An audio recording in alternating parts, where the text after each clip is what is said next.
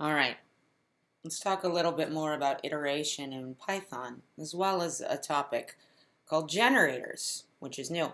So we've talked about iterable objects in the past. We've talked about strings, lists, tuples.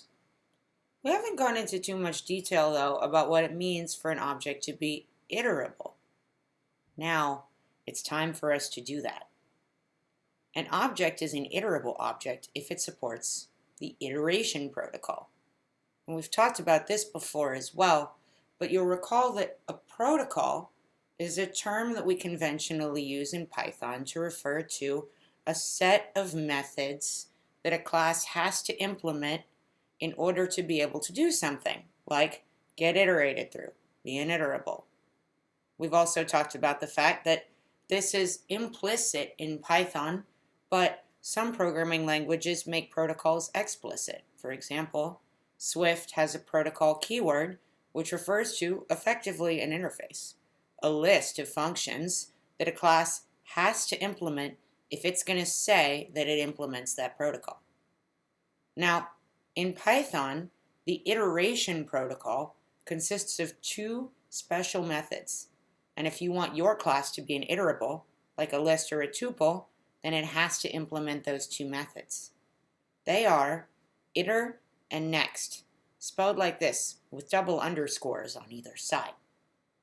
Now, let's look at some examples of iterables that we've seen before. We see a list here. We can iterate through a list for blah in the list. We can do the same thing with dictionary keys. We can do the same thing with dictionary values by calling .items on there.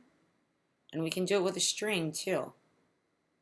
Now, let's talk about how we might make our own objects iterables. So, the iteration protocol's components, right? The iterable object is passed to an iteration context. So, a for loop or a list comprehension or a map, etc. Let's focus on the for loop since that's the one you're most familiar with. The context calls that iter function, which returns the iterable object's iterator. Then, the iterator object returns the values defined in that iterable. The iteration context will call the next method of the iterator to yield values. Then, when the stop iteration exception is raised, when there are no more values to produce in the iterable. So, first, the iteration context calls iter to retrieve the iterator for the iterable object. Then, it calls next on the iterator to retrieve the values, and we get our stop iteration exception if next is called on a set of values that doesn't have any values left in it. Okay, now let's talk about manual iteration. We can iterate manually through a list by creating an iterator from the list and using the next function to retrieve the values. So here we're making an iterable object, and what we're going to do is obtain an iterator for it by initializing an iter with our list inside of it. That gives us our iterator. Now we're going to use next to get the first value in our iterator, which is 1. We can use next again to get 2. We can use next again to get 3. Now we're at the end of our iterator, and so when we try to call next again, we get the stop iteration exception. So that's how iterators work. Now, let's talk about a special case of the iterator, which is a generator. So, a generator function is a function that allows for state retention while producing values. What does that mean? Well, let's talk about the implementation. A generator function will yield a value to the caller, and then execution resumes from the statement immediately following the last yielded statement. between calls to the generator function, state is suspended. Now here's what that means in practice. When you call for blah in a list like this statement keeps a hold on the thread in Python until you've iterated through everything. With the generator, that's not necessarily the case. You call next, and then it stops, yields control of the thread. You call next, and then it stops, yields control of the thread.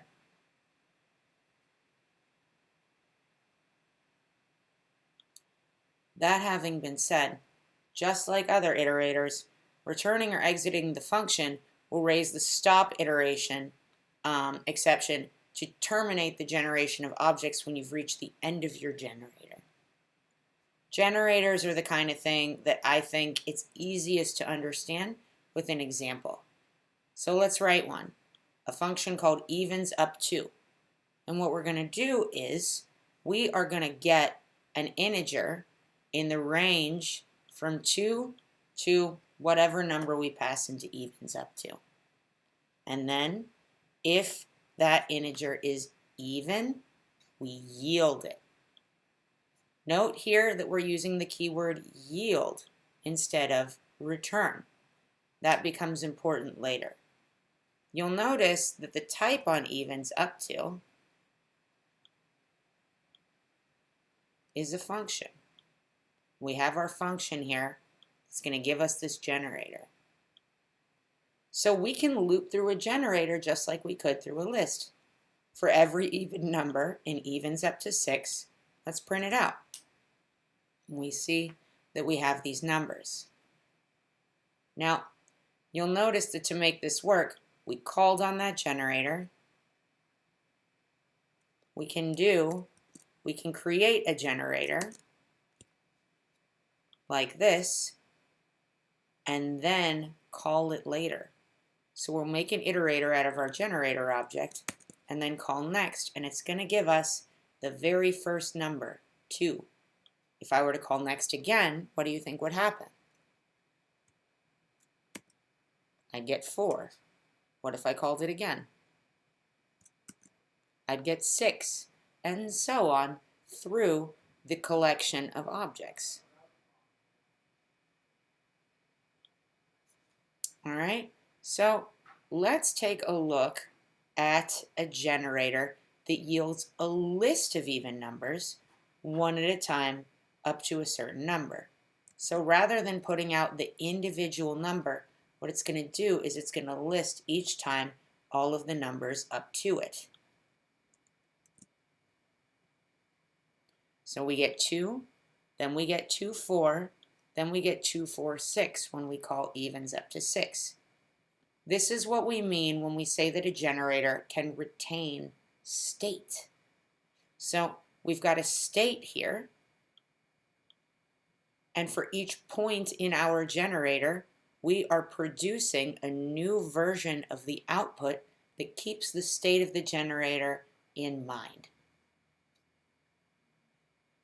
So far we've looked at generators that stop, but a generator doesn't have to stop. Let's look at an example of a generator that doesn't terminate. Here, for evens up to, we're just going to keep going forever. Now, let's take a look at what's going to happen.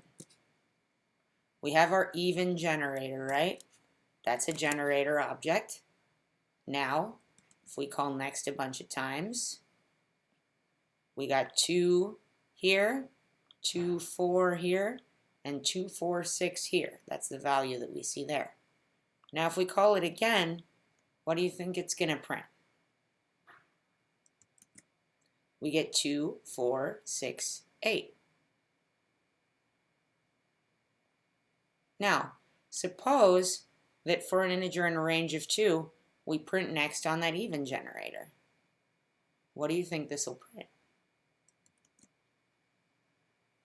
It prints the next 2 values in the generator. 2, 4, 6, 8, 10, 2, 4, 6, 8, 10, 12.